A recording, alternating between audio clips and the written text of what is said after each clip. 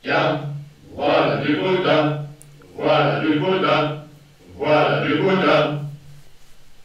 Pour les Alsaciens, les Suisses et les Lorrains.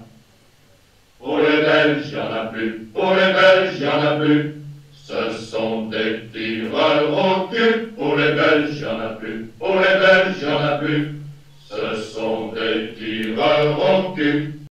Eh bien oui, les amis, notre sang se comporte exactement comme le sang du cochon que l'on chauffe et qui fait du boudin. Voilà pourquoi j'ai commencé avec cette petite note humoristique pour bien en fait atténuer la gravité de ce qui va suivre.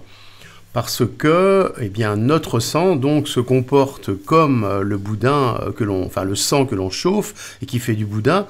Mais vous allez me dire, enfin le titre déjà annonce, hein, eh bien qu'est-ce qui fait chauffer le sang? Eh bien c'est tout simplement les ondes électromagnétiques provenant principalement donc du Wi-Fi, des portables 4G, 5G, Linky, etc. Alors on sait, et je vais vous détailler un petit peu plus, que les fréquences du Wi-Fi notamment oscillent à 2,4 GHz jusqu'à 5 GHz maintenant, et c'est très proche de l'agitation de la molécule d'eau, et c'est pour cela que dans un four à micro-ondes, eh bien vous avez les aliments qui se réchauffent. Mais le problème, c'est que le sang fait exactement la même chose.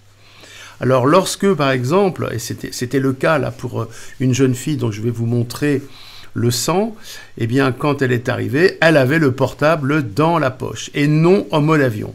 De toute façon, nos portables dans les poches, cela donc va créer une surchauffe au niveau cellulaire global. Au niveau de l'appareil urogénital, c'est une catastrophe, cela stérilise. Et dans le sang, on va voir donc apparaître donc les microthromboses qui sont en fait des petits boudins, hein, des petits boudins antillais qui sont absolument délétères pour la circulation sanguine et notamment microcapillaires. Donc je vous les montre, voilà, et je vais donc continuer par rapport au cas par exemple de cette jeune fille. Donc nous avions dans un premier temps un sang qui était assez médiocre. Et comme elle avait déjà travaillé avec nous, il s'est amélioré rapidement à la séance suivante. Thérapie vibratoire quantique.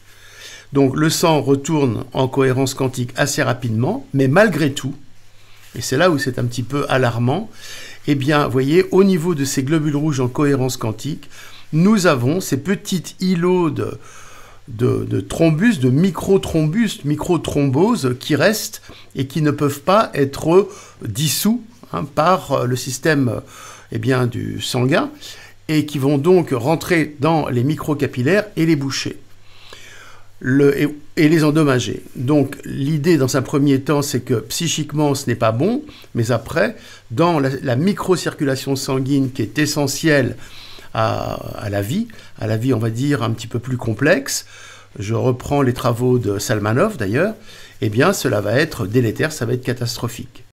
Bien sûr, vous aurez compris que les coronaires, ces petites artères microscopiques qui vascularisent le cœur, donc étant très fines, eh bien, sont des candidates au bouchage.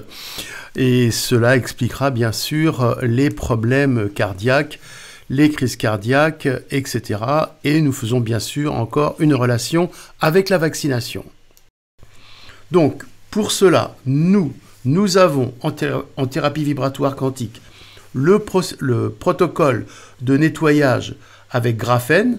Il faut donc préciser que le graphène rajoute des récepteurs carbone dans le sang, un peu comme des antennes carbone, qui vont donc augmenter la sensibilité aux ondes extérieures. Dans un premier temps, il faut les nettoyer et dans un deuxième temps, purifier le sang par le sérum minéral quantique. C'est la seule solution qu'il y a, en tout cas pour nous, pour arriver à retrouver un sang pur et fort pour éviter de redevenir électrosensible. En fait, hein, ça améliore l'électrosensibilité et pouvoir se débarrasser profondément et définitivement de ces microthromboses. Donc voilà, à peu près la vidéo assez courte de ce jour. Je dois préciser que ce mécanisme de nettoyage fait partie de la thérapie vibratoire quantique, certes, mais qui s'étale sur plusieurs mois, voire 1 an et plus. Il y a tout un protocole d'approche pour arriver à ces résultats. Donc on commence par l'analyse de la cohérence quantique du sang lors des sessions organisées pour l'instant à Paris et bientôt encore en Bretagne. La prochaine aura lieu autour du 19 octobre 2025. Donc soyez attentifs quand vous nous demandez des rendez-vous, que cela va donc être proposé dans cette optique-là. Voilà.